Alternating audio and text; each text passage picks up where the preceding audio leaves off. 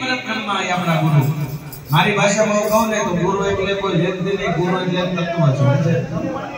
જેનામાંથી કંઈક સારું જ્ઞાન મળે.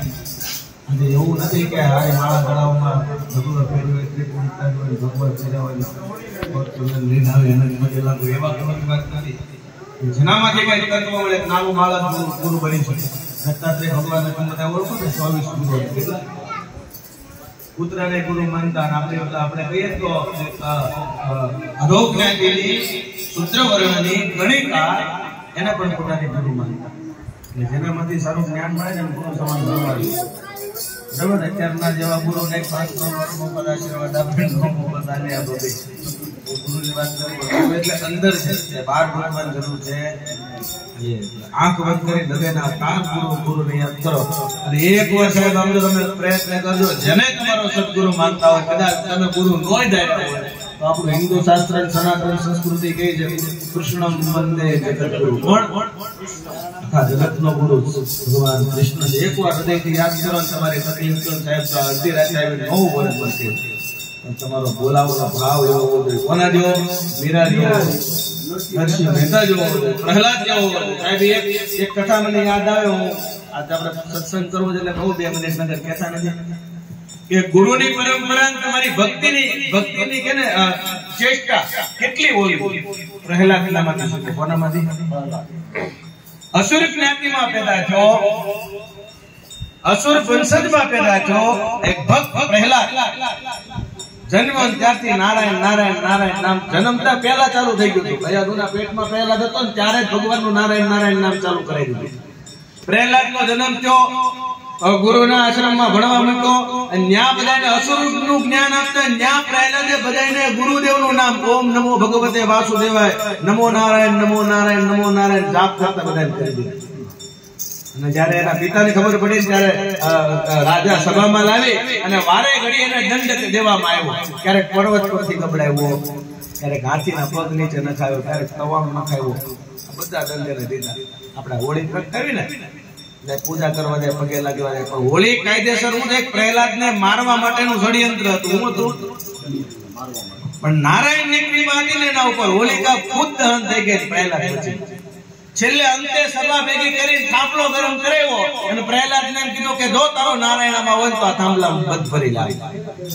અને ત્યાં પ્રહલાદે હૃદયના ભાવથી અંતરના નાથથી નારાયણને યાદ કર્યો, પ્રભુ તું આમાં છે એ મને ખબર છે.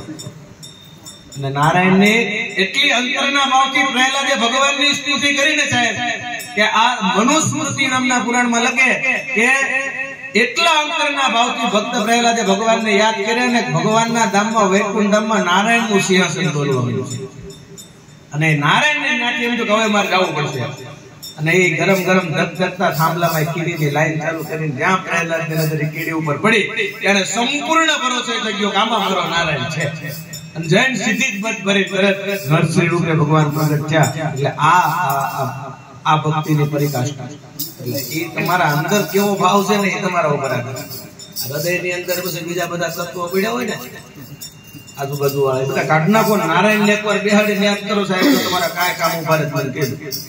પણ આપણે એ જ નથી કરતા. એટલે આજે હૃદયના ભાવથી નારાયણ સ્વરૂપ આપણા ગુરુને યાદ કરીએ. આખો બંધ કરી અને હૃદયના ભાવથી તાળી પાડી બધા નારાયણ નું નામ લેજો.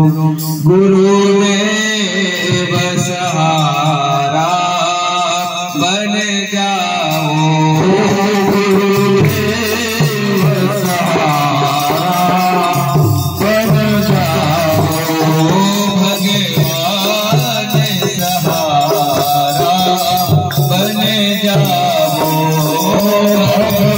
સહારા બન જાઓ, મરે નાથ સહારા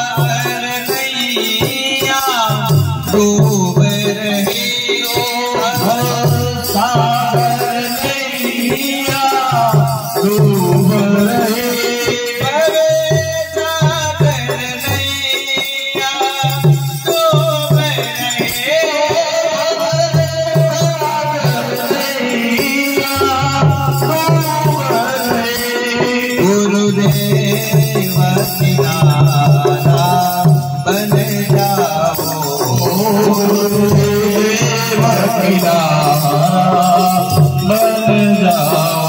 दो दिन बीत रहे दर्श बिना, दिन बीत रहे दर्श बिना, दिन बीत रहे दर्श बिना,